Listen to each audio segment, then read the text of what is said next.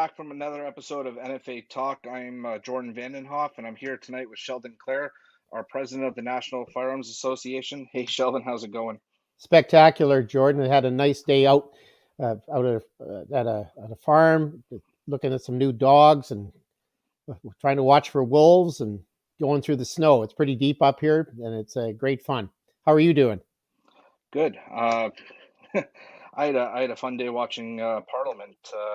There's some talk going on in Parliament, so you know what that means. They've mentioned firearms, so it looks like we're in for some fun and exciting news. Yeah, they've been mentioning firearms a lot. I was watching Glenn Motz go after Bill Blair. I was fairly impressed with Glenn. He's pretty aggressive. And there have been a few other little things going on, and I'm concerned. Bill Blair keeps talking about legislation, and you got to wonder if he's trying to circumvent the court cases we're working on, or if he's looking at bringing in some sort of a handgun ban, or if he's trying to figure out how he's going to talk somebody into being that sucker who's going to try and collect firearms from people by passing them their 30 pieces of silver and trying to get them to give up their stuff. I think he's going to find there's a lot of resistance to that. Well, that's right. And Glenn said today again that they don't have a tender yet for that buyback program. Nobody wants to touch it.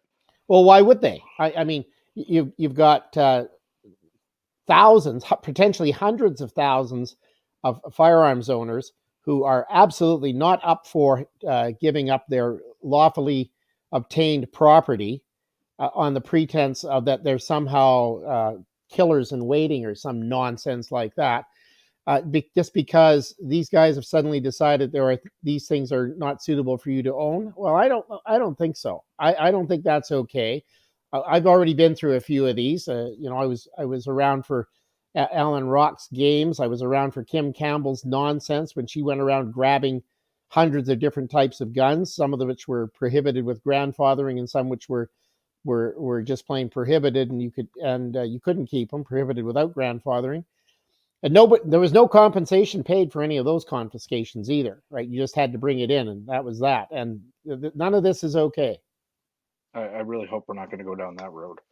Well, there's lots of precedent for it, unfortunately. That's pretty much how they've always done this. Right, and that's why when Bill Blair said they're still working on legislation, that kind of worries me. Well, it should worry you. And I mean, we're sitting in a situation with a government that has massively increased the national debt. They've really increased the deficit for this year on the pretext of all of this pandemic stuff that's going on, that they've been throwing money at as if they had an unlimited supply, which we all know they don't. This is not their money; it's our money. And a lot of people tend to forget that well, the government will give us money. Well, it's not the government giving us money. It's us who have paid our taxes and generated revenue that the government is supposed to be looking after our money and trust to use responsibly for works for the greater public good. And I'm a little concerned that a lot of what they're spending money on is not really for the greater public good. Right. And it looks like our finance minister is going to give us a budget. So let's see if the buybacks in the budget, which will be a tall tale sign of what they plan on doing, right? Well, they usually try to bury that stuff in their supply estimates. They usually have some sort of a means of couching it or making it general so that there's no questions or not too many questions about it. The budget bills tend to be fairly big, right? They have a lot of material in there. They're trusting that it happens quickly. MPs won't have a chance to read it thoroughly. They've got a minority government. They've got their deal with the NDP and the Bloc and the Greenie weenies and good for them. That they've got their little game, and it's really about none of the rest of them being able to afford to go to an election right now. Right, because again, they asked Bill Blair how much this is going to cost, and he dances around the question, right? Yeah, so, no answer. The initial, what was it, 250 million? Like that's 10 times that easy. And then they still have to implement how they're going to get this back, pay all those people, and yeah. Well, I saw a lot of estimates for what the a buyback, sort of as they call it, let's call it what it is, theft, legislated theft would cost, and they range anywhere from from like over $1 billion to as much as 12 or $14 billion to do this, with all of the infrastructure and enforcement, everything else that would come along with it. Gary Breitkreitz used to call it the $1 billion boondoggle. I can assure you it's more than that. Absolutely. And you know what? Like, I mean, imagine if they put that money towards policing to actually go after the problem, right? The Well, I'm not criminals. even sure I want that, given what I see going on in Canada right now. I mean, if you want to go get a barbecue meal down in Etobicoke, it looks like it's a pretty tough time because they got it all boarded up and the police all standing around there playing that game. I'm all in favor of policing and community support and Peel's principles, where the police are part of the community and they support the community. But when there's something else going on, that's a little bit sketchy, and we need to make sure that isn't going to be an issue. Well, that's it. I mean, like, look at all the resources that was taken away. They basically, for the last 2 days, the police have been having barbecues, right? So Yeah. they could be out there on the streets taking care of the problem and leaving the legal firearms owners alone. You know, Yeah, that's true. But I mean, they have a master. The police don't act independently on this stuff. They're told what to do, where to go, how to do it, and all the rest of it. This is not an isolated, what do we got on the roster today thing. This is a politically driven agenda. absolutely, absolutely. So we're coming into December, which is going to be fun and exciting. NFA talk in the next couple episodes. We're actually we're going to do some promotions on the show. How do you Yeah, that's great. I think it's about time we started to reward our listeners, our followers, those who are tuning in and checking out what we have to say and listening to our guests. So why don't you tell them a little bit about these promotions, Jordan? so Land Shooting Supplies, Nas Guns and Ammo, and Lever Arms was nice enough to donate some prizes for us. I'm not going to say anything now because we'll announce it in December. What we're going to do, we're gonna have a little. We're gonna play a little game with our listeners. We'll be doing it live, of course, and we'll give them a chance to win some prizes. I'm kind of excited about that, and I got to say thank you to Lands and Naz Guns and Ammo and Lever Arms for stepping up and helping us out with this. Absolutely. They're all great companies. There are many more out there as well. As you know, of course, we have our relationship with KKS Tactical because we've got them as the client. Cassie Parker Premack and KKS Tactical is the client for our court case. The one we crafted and designed, and along with Solomon Friedman, and located Cassie Parker to be the client for that case. So we're very much enamored of those stores that have stepped up and are trying to fight through this and are suffering because of the decisions of government with regards to their inventory and the strictures that they're under in this very difficult year. Absolutely. Cassie's got a fight with the government coming. It's we've talked with Cassie on the show before.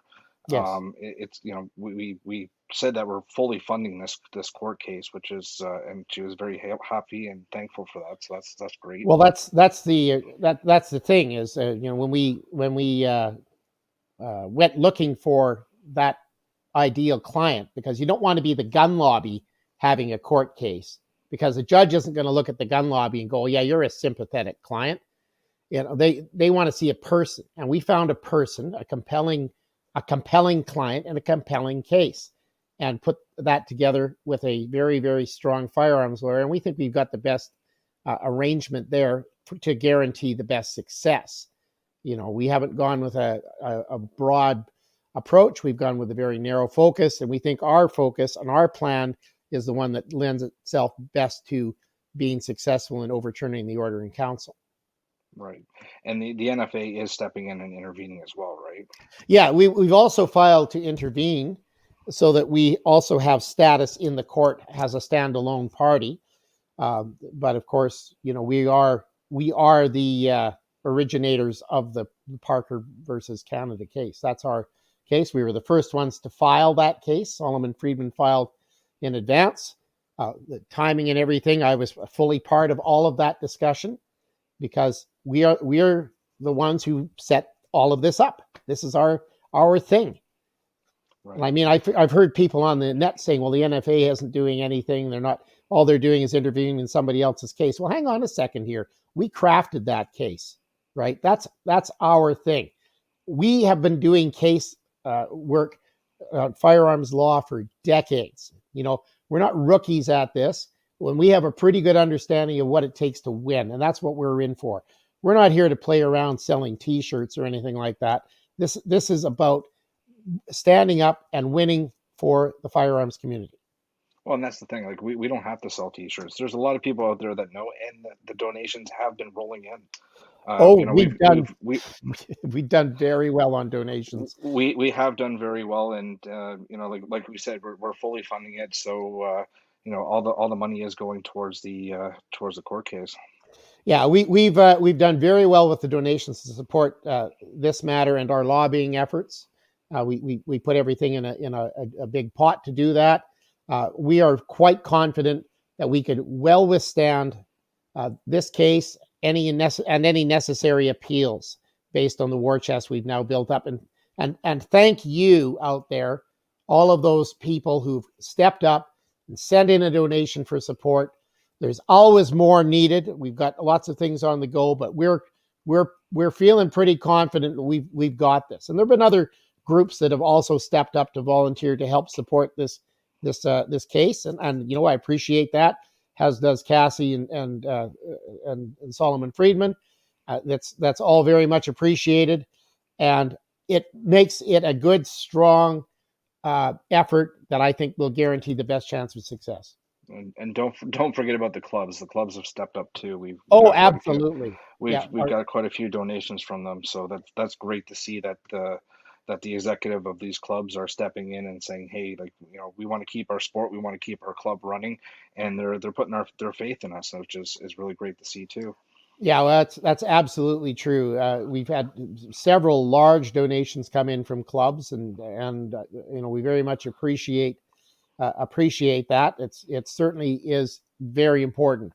But the essence of the bulk of our donations have come from the individual members, and that really is making a tremendous difference.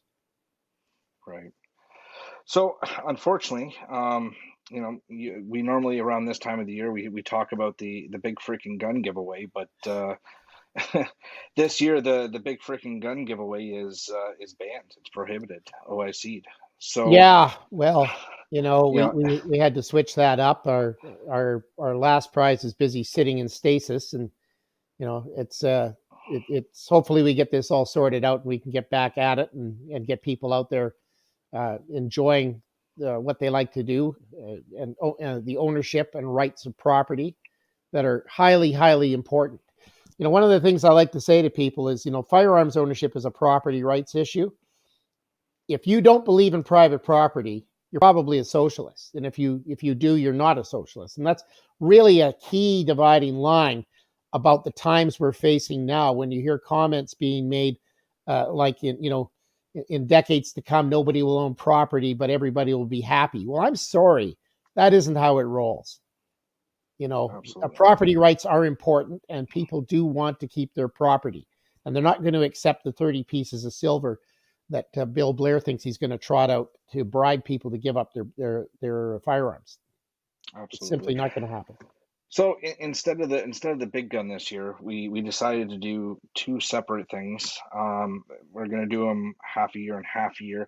So the first one we're doing is called the Game Getter Giveaway, which is a really nice hunting package. It is a Sauer SL5 12 gauge semi-automatic shotgun. It's beautiful. And then we have the Seiko 85 Classic. That's in 300 WSM. We're also putting on a scope with that package there. It's a Leopold 35 by 10. That's a very X2, I think, isn't it? Or is it Yes, very X3? very X3. Yeah, Very very X3. X3. Great scopes. Yeah, that alone is a nice package. The 300 WSM is a great round as well. And then we're also going to throw in the Smith and Wesson Model 19 Classic. That's a 38 357 Magnum. Now, I say this was the hunting package, and unfortunately, in Canada, you can't hunt with a pistol. You used to be able to, but the government doesn't trust us. So yeah, Well, I that's mean, something we've long fought to get back, and we continue to lobby about that. But yeah, it's a great package. It's one anybody be really happy to win. so you make a donation of $50. Every $50 donation that you make will get you an entry into win this. The package is valued at $7,500, which is it's a decent package for that. So if you have a chance, head over to the website and you can do everything there. Or if you want, you can call in the head office and they'll take care of you. Absolutely. So it's not the big freaking gun, but it's a pretty nice package anyway. And I hope everybody's enthusiastic about it because I am. Unfortunately, I can't win. Otherwise, No, neither of us can win, but I'd be definitely in for that, right? I got a chance to personally check out all the firearms, and yeah, they're nice. It's a really nice package that we put together here. well, I'm sure everybody's going to be very pleased with it. So, on other news, the take down the OIC draw has been finished. That was a 1022 takedown. We're still waiting to get in contact with the winner, so, and we'll present everything, and we'll have a little video up, and we'll have that shortly. I just want to give a shout out to Tillsonburg Gun Shop that donated that rifle for us. Thank you guys. That's really great. You guys have been a great help as well. Yeah, Tilsonburg's been really a good friend for the NFA for a long time, and I commend the Tilsonburg Gun Shop to anybody who's interested in looking for some good deals. Want to go in there and do some shopping for Christmas? They're well worth your attention. Yeah, and they do ship Canada wide. Same with KKS Tactical, Land Shooting Supplies, Nas Guns and Ammo. So And Lever definitely, Arms. and Lever Arms. I will in the description. I'll leave the links to all these great gun shops. And we're always, of So course, interested in hearing from those other gun stores out there that are also concerned about our rights. There's lots of really great shops out there that I try to patronize as much as I can, and buying a few things here and there. That's what you need to do in these times: is support your local gun store, support those gun shops that when you can't find something locally, you want to get out there and look for it. Get in touch with these folks. They're more than happy to take your business, and like everybody else right now, they're hurting. So make sure you're out there and supporting them with your time and efforts as well. absolutely. So on another front, what are transfer times like out your way? They're pretty fast. Lucky. It seems to me I bought something just the other day and it was transferred the next day. Wow. Yeah. Okay. So in Ontario, we're back up to past 2 weeks. Yeah. Well, I bought something in Ontario the other day and it was a day. Yeah, but your CFO would be Oh, very. yes, the BCCF. Yeah, it took a day. Yeah, no. If you lived in Ontario, you'd still be waiting for it. Well, I'm sorry to hear that. Unfortunately, yeah. So there's got to be a mad rush to buy handguns, right? Everybody's getting well, spooked. well, here it is again, right? What does this serve? What does registering firearms, registering handguns actually do for society? Does it make it safer? No. Uh, does it mean these are legal guns and unregistered ones are illegal? Well, okay, that's the argument. You hear all this stuff about illegal guns. Well, no, it's the system that needs to get changed because we all Well, know that registration is about stealing. actually, every gun in Canada is legal. Yeah, Every gun in Canada is illegal. The second you buy a firearm, you're breaking the law. That piece of plastic that we all carry around is just our get out of jail free card, right? that's right. It's a chit to say you can be in violation of the law because Section 91, Section 92 of the Criminal Code make firearms all illegal in Canada, except if you have a license and you have them as required for restricted and prohibits and registered. Right. So I got a question for you, Jordan. What do you call a PAL when it has prohibs on it? Do you call it a P-PAL? Like I've heard of R-PALs and PALs. What do you call them? I don't know. I mean, your pal is not your friend, and No, it's not.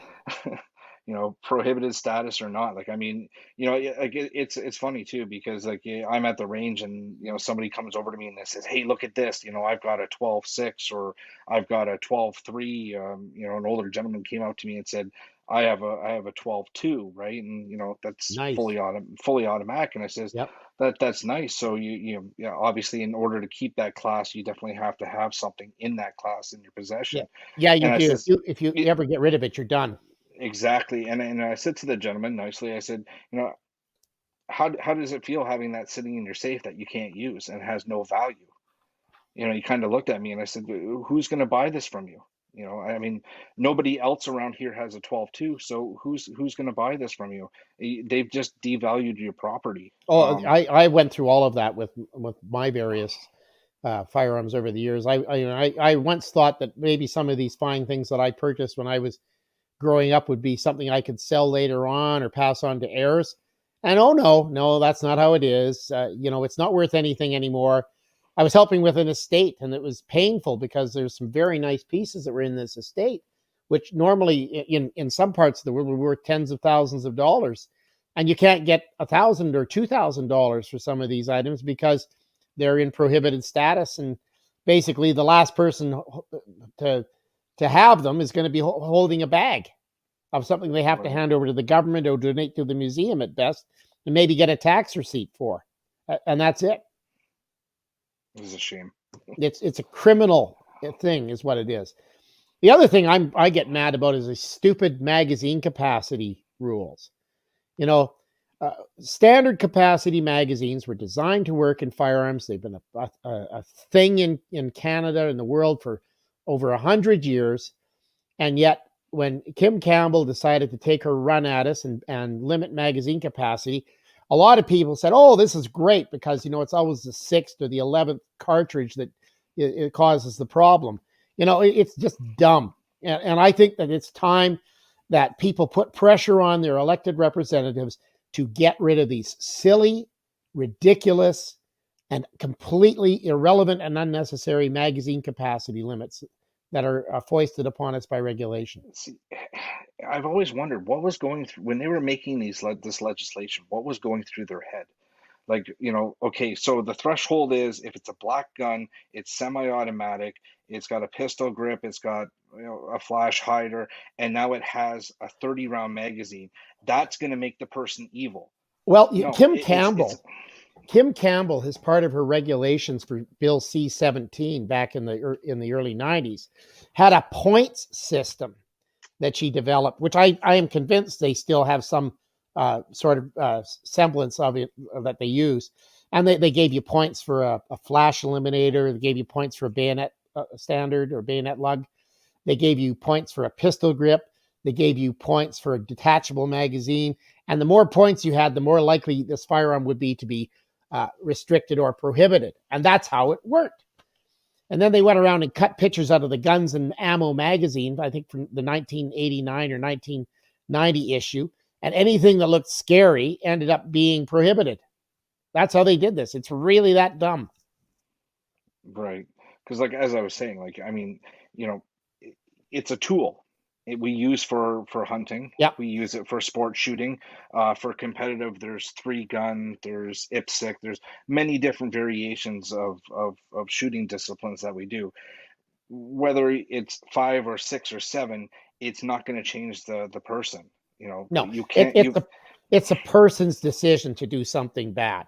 If a absolutely person decides to be evil, they decide to be nefarious, they decide to make a bad choice, they decide to conduct themselves in a way that is not in keeping with the norms of society, and they want to go and cause mayhem. Well, I can assure you a magazine capacity limit is not going to have anything whatsoever to do with preventing that. no. And stricter gun control is not going to do that either. I No. mean, our favorite professor, history teacher, decided to tweet out about New Zealand, saying that had they had this stricter gun control, would that have prevented the Christchurch Well, incident? they had all of the tools in New Zealand to have prevented the Christchurch shooting. The police Right. let a guy who is not qualified and not eligible have a license and obtain firearms. That's on the So police. exactly, and so the short answer is no. It would not have prevented. No, And even not a still, chance. as history has shown, criminals do not obey the law. So you can put all these regulations in, and guess what? Joe Criminal is still going to go for it. And Well, if by he, definition, when you break the law, you're a criminal. But people of ill intent or people of a violent inclination do not worry about law. Like right, if they're going to go and if they have it set in their mind they're going to carry out some evil act, that's what they're going to do. And you can make laws and you can tie bows around packages all you want, and it is not going to make a lick of difference. exactly. Yeah, it's ridiculous when you see these arguments being made. And if they had stricter gun laws, if they have stricter gun laws, that's the red herring that they always throw out there. Well, or if only our gun laws were stricter, then we could have prevented this. Well, that's just an incremental process that leads to more and more of your and my and everybody else's out there in the listening and viewing audiences stuff getting taken away from them. That's what happens with that kind of approach. But that's what they want, right? Because this is about civil disarmament. I think this past 10 months has really turned the rock over, and we've been able to see the nastiness that's crawling around under there, that is about taking away our property and about putting us more and more under control. And what shocks me is to see how easily people are accepting control in the name of safety, security, when really whether this is safety and security is highly dubious and subject to, and really needs more critical analysis, critical thinking, and science to be looking at it in an objective way rather than an ideological or a political way. Absolutely. And I've also, like I go on the forums, and I listen to the chit chat going around, and I keep seeing this over and over again. The hunters, they say, hey, they're not coming after us. The word hunters is coming up more and more in gun control, isn't it? You know what? They've already taken some hunting guns away. They've taken shotguns away. They've taken some bolt actions away. Well, they did that. They did that under Kim Campbell's stuff with C-17.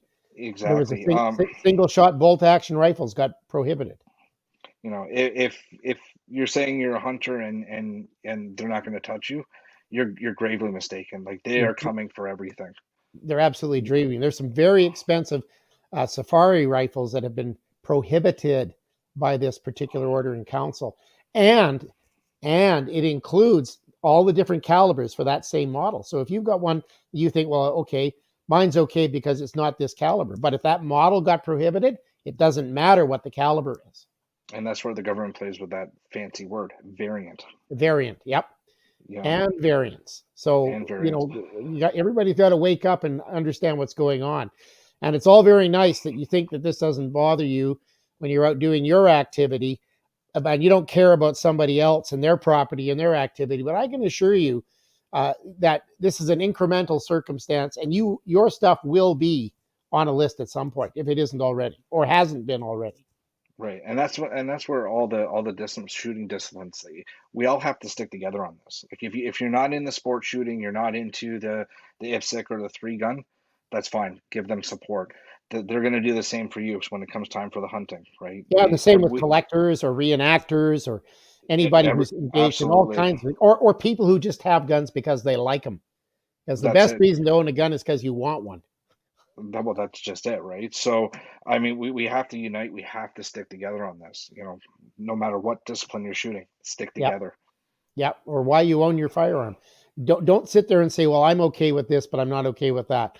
Somebody's okay with it. Somebody owns them. And I mean, I've always been a guy who, if it goes boom, I like it. I don't care what it is. I've gone shotgun shooting, rifle, pistol, a whole bunch of other stuff too. And I like it all. And the only thing that limits my enjoyment in some of this is legislation, time, and money. Right, right. So, what would you say your main go-to is then? What Well, it used what to be what? FNs. I used to love taking my FNs out. Right, but That, like sport discipline shooting, like, I mean, just long range. What do we? Do for you, me, Yeah, Well, I IPSC. go through phases. I did a lot of small bore Okay. and full bore in the 1980s with the cadet program.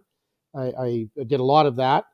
I got into some of the DCRA, BCRA competitions back then. I was shooting that stuff and coaching teams, some pretty successful teams too, and individuals. I had a couple of people selected for national teams and off to Bisley, England, and that sort of thing. I'm very very proud of. Uh, I did IPSC. I was an IPSC RO for a while. I did that, shot that for a few years, terribly, and I was certainly never any ranked competitor or anything. But I have managed to hold my own, shooting my Browning high power, and when Kim Campbell decided to ban all my magazines, which held 13 cartridges, I started going with a Glock, and so I shot that for a little bit. It did terribly for well. There's a group of folks who'll be happy to tell you about me blazing away at a B zone target at vast distance and going through magazine after magazine and hitting nothing. But all poking aside, I quite enjoyed shooting 3-gun matches in IPSC, especially with my FNs. I think I was one of the last people to fire an FN at an IPSC competition in Canada because they withdrew the special authority to possess, which allowed you to take your FNs out for these kinds of competitions. And I had renewed my special authority to possess something like 2 or 3 days before the order came down. Oh So, wow. and they were valid until they expired. So I show up at this IPSC match in the fall, months after this orders come down, and they say, "Well, that's not legal." And I go, "Here's the letter. Here's the paperwork. Is this a problem?" And they're going, "Oh, wow, okay, I guess you're good." And everyone was, insanely jealous, and it was great fun. I loved shooting FNs in competition. I like shooting the shotgun. I use a Mossberg 500 ATP, which is very similar to the Mossberg 590. That's kind of one of my go-to shotguns. I got a few others I like to tinker around with. Lots of handguns of different kinds. I've got a police carbine, a Sterling, the Mark IV. It's a very very nice piece that I have. I used to shoot that a lot too, but it's a lot of this stuff just doesn't get out much anymore because things have become prohibited, or you get all kinds of funny looks at the range now. People say, "Oh, that can't possibly be legal." One of the first guns I bought, I think the first one I bought was a Tommy gun, along with a Smith and Wesson Model 39-2. I got the 27A1 and then put a 28 barrel on it, the proper size Thompson barrel with the cuts compensator on it, and that was great fun to shoot. You'd get out there with the 45, and you go bang bang bang bang, you'd hear this thump thump thump thump.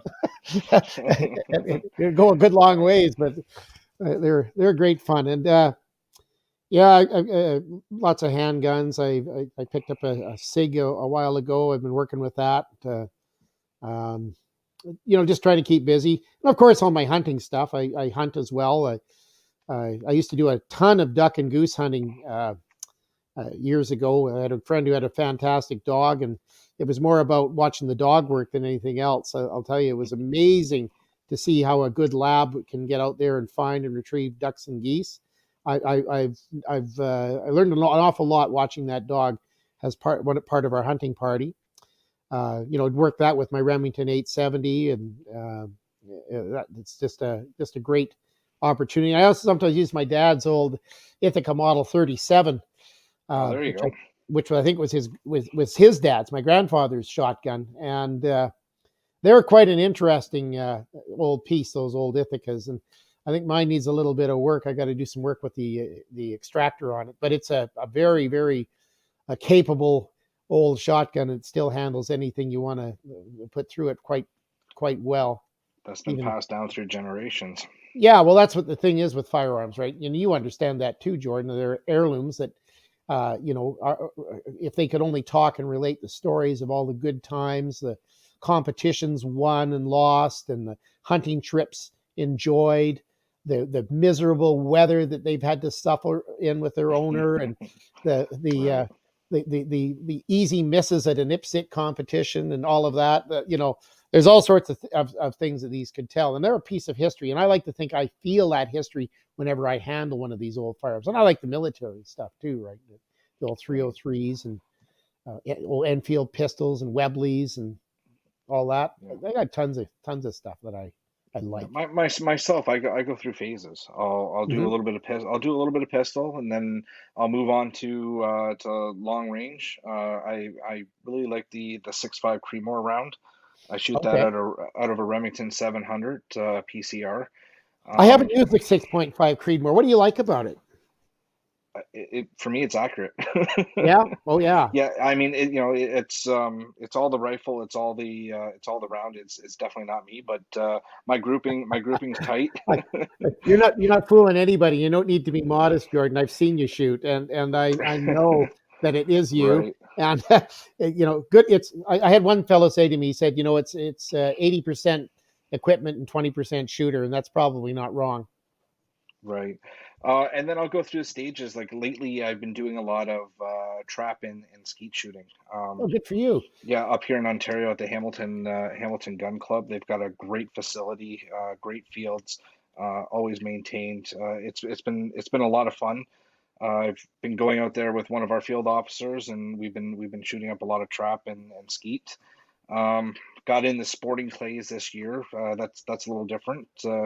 You're consistently changing your position, and the clays are coming out in different angles and different. We went from rabbits to pigeons to birds, and Yeah, you that's know, fun. I tried shooting trap when I was in Germany. We had a competition I went into and it was a very interesting. They called it a Jägerstag or a hunter's day, and you would shoot rifle and pistol.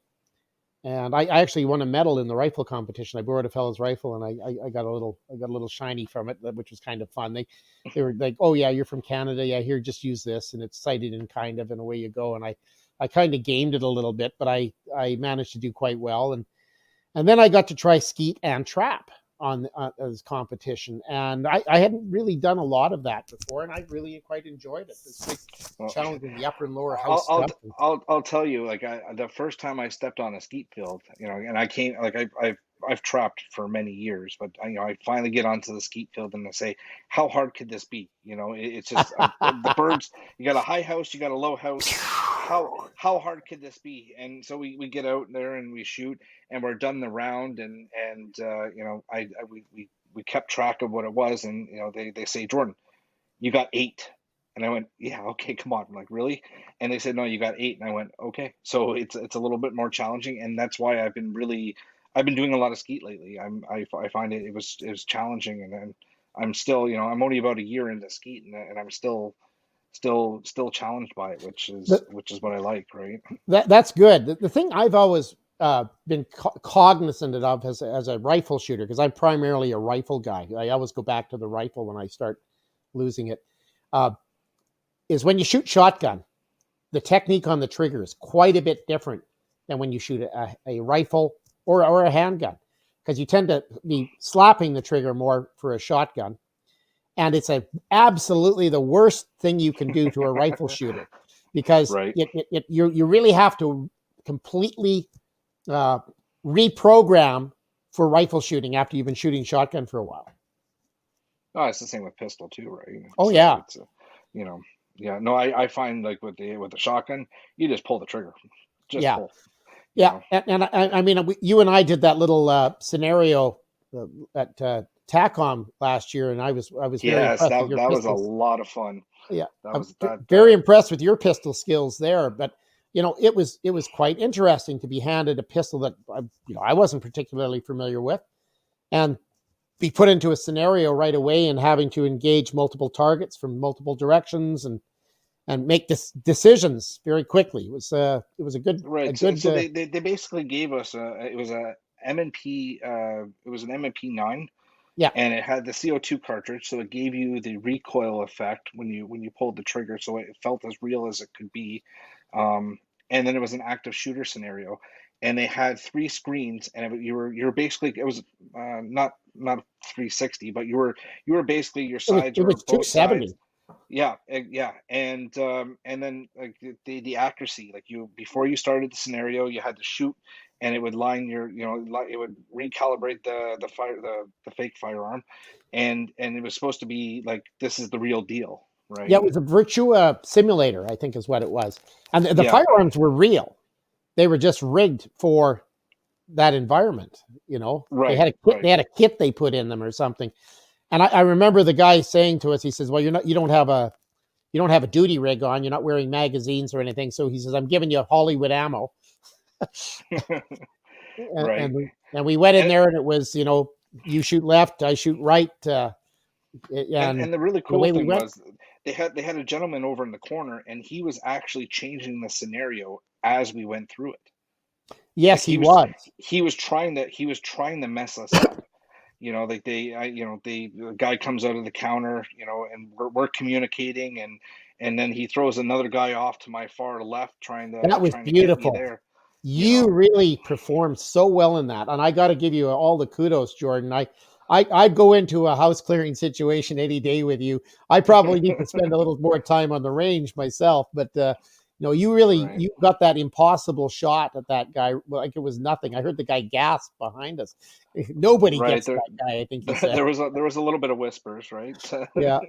Well, that was a good And time. but I'll tell you, and it was amazing too, because like once we were done this scenario, we walked out. Like the adrenaline was still rushing through me, and it felt so real, like I was actually in that scenario. And I was really looking forward to TACOM this year. Unfortunately, the COVID yeah. kind of screwed us up on that, because I was really looking forward to doing it again this year. Like Oh, I that's was, I as well. I thought the guys from Virtua were excellent. They couldn't really give us a full debrief, but I remember them asking, lots of questions about who we were and where we got our training, because they were fairly stunned at how effective the two of us were as a team. You know, right. it's we look like we have been doing that together for years. I think is what, like, that guy was pretty complimentary about that. Right. And apparently it was being recorded, but they won't give us the tape. Really? Yeah, that would have been nice. That would have been nice. But yeah, apparently I that I would really like to see, because I have they some ideas about a couple of mistakes I made in there that I walked out of there. I almost had to go see a counselor. It felt pretty real, but that was a very very good scenario, and I very much appreciated the opportunity to be participating in that. And I know you did too. I think you went on and shot a few scenarios after, and I had to go back. well, after you took off, I mean, then the guy says, "Hey, we have a C8 model," and I went, Well, "Who?" if I'd known that, I'd have stuck around. Right? Yeah, And I said, "What else do you got?" And he says, "We got a shotgun too." And I said, "Okay, we're doing two more scenarios. Give me the C8, then we'll do the shotgun." Right? yeah. And it was a lot of fun. I was really looking forward to it. Hopefully the TACOM is going to be postponed until this COVID's taken care of, and then we can get back at it, right? Yeah, well, it's a real shame. They also postponed the Eva Messe in Nuremberg, the international arms exhibition that's held annually in Nuremberg, where we have our meetings of the World Forum on the Future of Shooting Activities, which we're one of the principal members of. I'm on the board of directors for WFSA.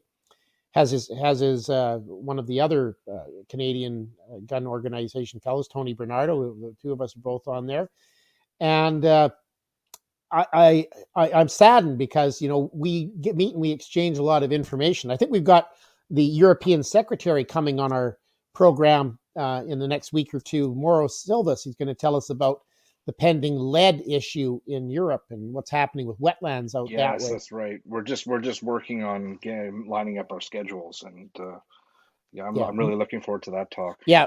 Mauro's a very smart guy, and comes from the Italian side of the question, and he's well informed with their lobbying efforts that they've been quite vigorous in over the last few years to try to uh, try to turn this so it is not so onerous. But there's an awful lot of demand on the international realm to have more and more control. They're going to go after ammunition. There's talk of lead bans in ammunition, which are pretty problematic.